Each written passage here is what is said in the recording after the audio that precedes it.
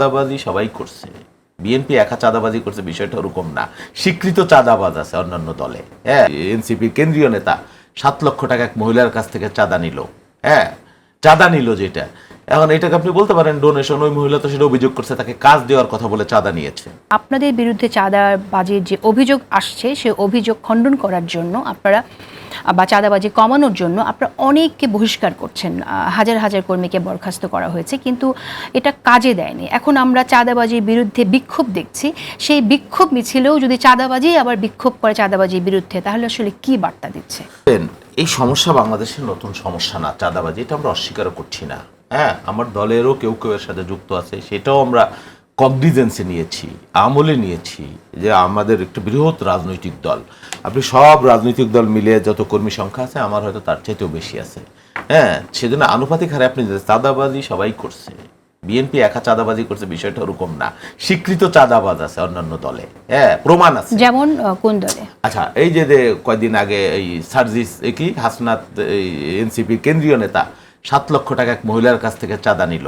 হ্যাঁ, চাঁদা নিল যেটা, এখন এটাকে আপনি বলতে পারেন ডোনেশন। ওই মহিলা তো সেটা অভিযোগ করছে তাকে কাজ দেওয়ার কথা বলে চাঁদা নিয়েছে। হ্যাঁ, আরেকজনের দিকে আঙুল দেখিয়ে আপনি কি নিজের দলে যারা চাঁদাবাজি করছে সেটা তো আপনি জাজ করতে পারলেন না। আমি তো বললাম যে আমি আমার দলে চাঁদাবাজ আছে, আমি তো অস্বীকার করছি না, কিন্তু যে ইনি অভিযোগ করছেন তিনিও তো চাঁদাবাজ, সেই কথা বলছি। আপনি বলতে পারেন তারাও তো চাঁদাবাজ, তাদের দল, তাদের জীবন প্রণালী কয়দিন আগে কেমন ছিল এখন কেমন আছে, কোত্থেকে আসে টাকা? দাদা তো জমিদার না। না না না, হ্যাঁ, আপনি কি বলছেন? ধরা যাক তারা অভিযোগ করছে না, ধরা যাক এটা অন্য কেউ অভিযোগ করছে, ধরা যাক আমি অভিযোগ করছি যে আপনাদের চাঁদাবাজি কমানোর জন্য যে অ্যাকশন প্ল্যান সেটা কাজ করছে না, তাহলে আপনারা এখন কি করবেন? নেক্সট কি করবেন? বুঝতে পেরেছি। ওকে, আমি বলছি যে আমার দলের সবাই ধোয়া তুলসী পাতা না, সবাই জান্নাতি লোক না। হ্যাঁ, সবাই নতুন বন্দোবস্তের লোক না, আমরা পুরনো বন্দোবস্তেরই মানুষ, এটা তো অস্বীকার করছি না। এবং বাংলাদেশের রাজনীতির যে কৃষ্টি ছিল, কেউ কোনোদিন স্বীকারই করে না আমার দলে কোনো চাঁদাবাজ আছে, কেউ স্বীকার করে না। আমরা সেটা স্বীকার করছি, এটা একটা নতুন, মানে এটা একটা ডেভেলপমেন্ট। না না না, লাভ কিনা হচ্ছে না আমি সেটা বলি, স্বীকার করছি, ব্যবস্থা নিচ্ছি এবং প্রশ্রয় দিচ্ছি না, কথা পরিষ্কার। মামলাও করছি আমরা। এখন আপনার কি দায়িত্ব? আমাকে শেষ করতে দেন। এই রাষ্ট্র সমাজ কি করে, সরকার কি করে? চাঁদাবাজি বন্ধের জন্য, নিরাপত্তার জন্য সরকারকে আমরা টাকা দিই না, ট্যাক্স দেই না, দায়িত্ব তো সরকারের। আমার কথা হলো আমার পরিবারেও তো খারাপ লোক থাকতে পারে, একটা বিরাট দল। এই প্রশ্ন আমরা সরকারের যারা দায়িত্বে আছে তাদেরকে আমরা করেছি, আবারও করব। কিন্তু আমি আপনাকে যে প্রশ্নটি করতে চাই, যেমন এই যে চাঁদাবাজির অভিযোগ যেটা আসছে, বিশেষ করে আমি মিটফোর্ডের ঘটনাটা যদি আমি কথা বলি, চাঁদাবাজি ঘটনা না, ঠিক আছে, এটা আধিপত্য কায়েমকে কেন্দ্র করে ব্যবসার ভাগ বটরাকে নিয়ে এক ধরনের একটা তাদের মধ্যে রেষারেষি ছিল, দ্বন্দ্ব ছিল, সেটার কারণে হয়েছে। কিন্তু যাই হোক, ঘটনা তো ভয়ানক একটা ঘটনা। এই ঘটনা ঘটার পরে যখন ভিডিও ফুটেজটা পাবলিক জানতে পারলো, তখন আপনারা অ্যাকশন নিলেন। তো আপনাদের এলাকার কর্মী বা নেতারা আপনাদের এই ঘটনাটা ঘটছে তারা কেউ জানতো না? আপনারা গণমাধ্যমে কাজ করেন, আপনারা কেন জানেননি আগে? সরকারের এত উইংস আছে। নো নো নো, আপনি গণমাধ্যমকে অভিযোগ দেওয়ার মধ্য দিয়ে নিজের অভিযোগটা খারিজ করতে না, সমস্ত দায় আপনারা বিএনপির উপরে দিয়ে আপনারা খুব খুশি। না না, আপনি, পুলিশ প্রশাসন, অন্যান্য রাজনৈতিক দল কেন?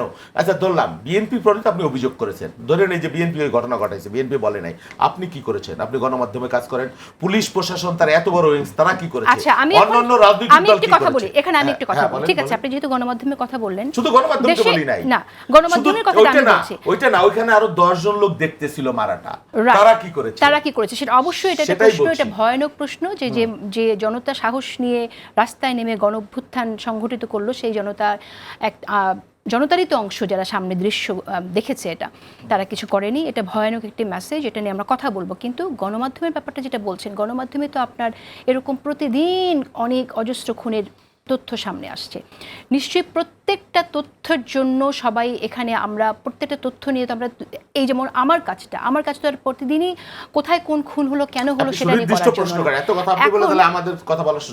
না, আমি আপনাকে প্রশ্নটা ক্লিয়ার করার জন্য বলছি। কিন্তু আপনারা যখন এই ঘটনাটা এখানে ঘটলো, সেটা আপনার দলের একজন কর্মী বা নেতা এর সাথে সম্পৃক্ত ছিল, এবং যার বিরুদ্ধে যাকে হত্যা করা হলো সেও আপনার দলের, তাহলে আপনার দলের ওই ওয়ার্ডের কেউ কি এটা জানলো না যে সেখানে একজন নিহত হয়েছে এবং হ্যাঁ, জেনেছে তো। তাকে কে খুন করে ফেলেছে? জেনেছে তো, না জানার কি আছে? ওখানকার লোকাল শোনেন, প্রত্যেকটা ঘটনা জাতীয়ভাবে আলোড়ন, প্রত্যেকদিন অসংখ্য মানুষ মারা যাচ্ছে। আপনি যে বললেন যে বিএনপির লোক মারা যাচ্ছে, গ্রামে গঞ্জে বাংলাদেশের 40% মানুষ বিএনপি করে, বা 1/3 পিপুল করে, বা 50% মানুষ বিএনপি। সেই অর্থে বাংলাদেশের সবাই এরা সবাই বিএনপি। তো এখন যদি জমি নিয়ে দ্বন্দ্বে দুই ভাই খুন হয়ে যায়, তা আপনি বিএনপির লোক খুন হয়েছে এটা বলতেই পারবেন। বিএনপির পর এই যে এই ভাই যে বললো 150 লোক বিএনপির খুন হয়েছে, আচ্ছা খুন হয়েছে গ্রামে, আমার গ্রামে দুই বিবদমান গোষ্ঠী, দুই গোষ্ঠী বিএনপি করে, তারা মারামারি করে একজন খুন হয়ে গেল, আপনি বলে দিতে পারেন বিএনপির আভ্যন্তরীণ দ্বন্দ্ব, জমি নিয়ে খুন হলেও বলতে পারবেন, ব্যবসার ভাগ নিয়ে খুন হলেও বলতে পারবেন, এবং এটা বলে আপনি নীরবে নিবৃতে বিএনপির উপর ব্লেম দিয়ে আপনি শান্তিতে থাকতে পারবেন। কিন্তু এই রাষ্ট্রযন্ত্র, এই সমাজ, অন্যান্য রাজনৈতিক দল, শ্রেণী পেশার মানুষ তারা কি করছে? আসল জায়গাটায় আপনি বুঝতে পারেননি। আমি যে জায়গাটা জানতে চেয়েছি যে আপনার ওয়ার্ডের একজন নেতা খুন হলো, আরেকজন নেতা তাকে খুন করে ফেললো, সেটা আপনার দলের কেউ জানলো না কেন? সেটা মিডিয়ায় আসার আগে তার বিরুদ্ধে অ্যাকশন নেওয়া হলো না কেন? আর কি না না, মিডিয়া আসার আগে হয়তো আমরা জাতীয়ভাবে ফোকাস হয় না, ওইভাবে আসতে পারে। এরকম খুন তো বাংলাদেশে অনেক হচ্ছে, প্রতিদিনই তো হচ্ছে, কোটি কোটি মানুষের দেশ। আচ্ছা। সবটাই আপনারা যেমন গুরুত্ব দিতে দেন নাই, জানতেন না, আমরা হয়তো ওইভাবে জানতাম না।